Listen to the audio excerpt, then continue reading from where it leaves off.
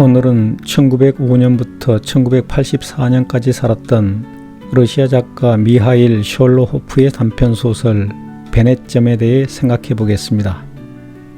미하일 숄로호프는 1965년에 노벨 문학상을 수상했습니다.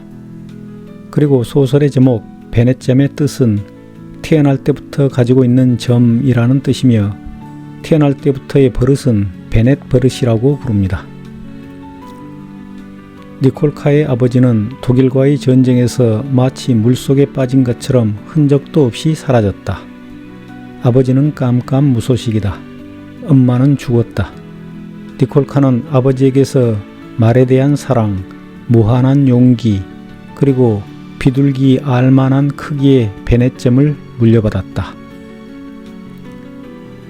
이 소설의 주인공 두 남자는 니콜카와 아타만인데 농노 출신 니콜카는 18살의 젊은 혁명군 기병 중대장이고 중년의 아타만은 작은 병력을 이끄는 반혁명군 두목입니다. 어느 추운 날 아침 니콜카는 급사의 메모를 받습니다. 니콜카는 기병 중대의 지원을 요청하는 구경농장 의장의 메모를 읽고 나서 살림방으로 갔다. 그는 긴 칼을 허리에 차면서 피로를 느끼며 생각했다. 어딘가로 가서 공부를 하고 싶은데 또 반혁명 도당이 나타났어. 군사위원이 중대장이면서 단어도 제대로 못 쓴다고 창피를 주질 않나. 그런데 교구 초등학교를 마치지 못한 것이 내 잘못이란 말인가. 그자는 이상한 사람이야. 그런데 또 반혁명 도당이, 또 유혈. 난 이제 이런 생활에 지쳤어. 모든 것이 싫어졌어. 니콜카는 그러면서 카빈총에 장전을 하고 현관 계단으로 나왔다. 생각은 잘 다져진 큰 길을 달리는 말처럼 빠르게 달리고 있었다. 도시로 나가고 싶어. 공부하고 싶어. 니콜카와 그의 기병 중대는 도주하는 아타만의 뒤를 추격합니다. 아타만은 7년 동안 고향집을 보지 못했다. 독일군의 포로, 그 뒤 브란겔리의 백위군, 태양빛에 녹아버린 콘스탄티노플, 철조망으로 둘러싸인 수용소, 타르치를 하고 소금기가 밴 날개가 달린 터키의 작은 범선, 군모의 깃털 장식을 생각나게 하는 쿠반의 갈대, 그리고 반혁명도당. 어깨너머로 뒤돌아보면 이것이 바로 아만타의 인생이었다. 무지하게 더운 여름에 초원의 늦가에 난 두 쪽으로 갈라진 말 발굽 자국이 바짝 말라버린 것처럼 그의 영혼도 바짝 말라버렸다. 이상하고 알 수 없는 통증이 그의 마음을 괴롭히고 온몸은 혐오감으로 가득 찬다.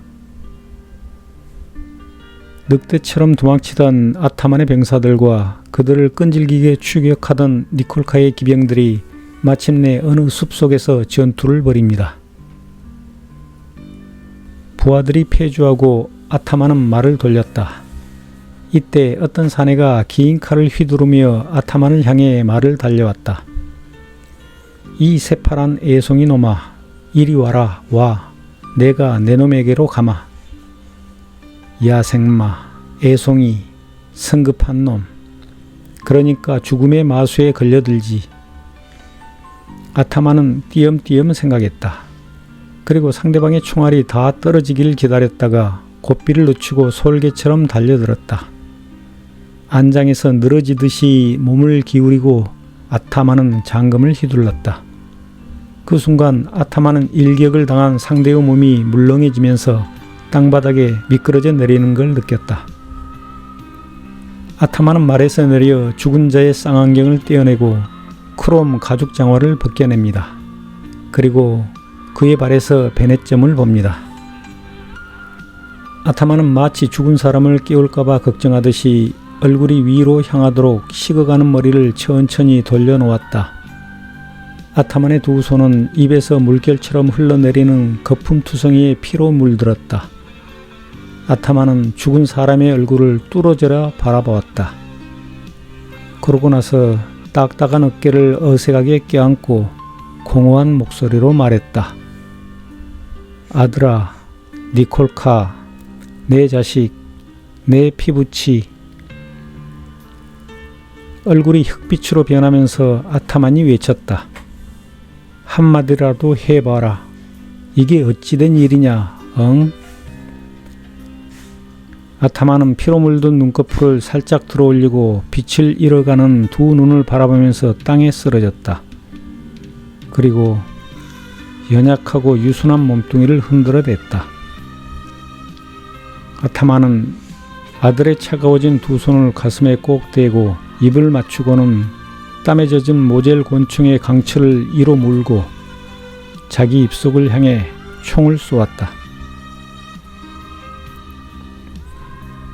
동족끼리의 전쟁은 이와 같은 비극을 수없이 많이 만들어냅니다. 그래서 나는 우리나라에서 두 번 다시 전쟁이 일어나서는 안 된다고 생각합니다. 그래서 남한이든 북한이든 선제 타격을 주장하는 미친놈들을 나는 매우 혐오합니다. 며칠 전 북한에서 무인기를 남한으로 내려보내 시끄럽습니다. 국경 경계와 무인기 격퇴에 실패한 무능한 자들이 부끄러움도 없이 확전을 각오한다고 말했다 합니다. 북한의 남침을 예측하지도 억제하지도 격퇴하지도 못한 어리버리한 이승만과 그의 똘마니들이 외친 북진 통일을 생각나게 하였고, 그따위 수준 이하의 애송이 인간들이 막중한 책임의 자리에 있다는 현실에 불안과 불신과 분노가 일어납니다. 그럼 어느 퇴역 장군의 발언을 소개하며 오늘 영상을 마무리하겠습니다. 감사합니다. 합전을 각오한다. 이번 국제도발 위기관리의 첫 번째가 뭡니까? 군의 첫 번째 임무는 전쟁 억제고 위기관리의 첫 번째 임무는 조계 종결하고 안정입니다. 학전을 방지하는 게 첫 번째예요.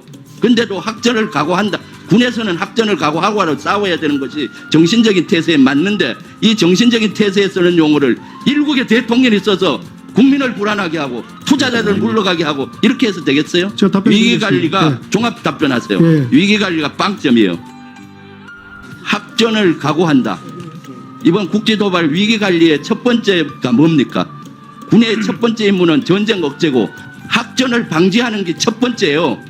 학전을 방지하는 게 첫 번째예요. 학전을 방지하는 게 첫 번째예요.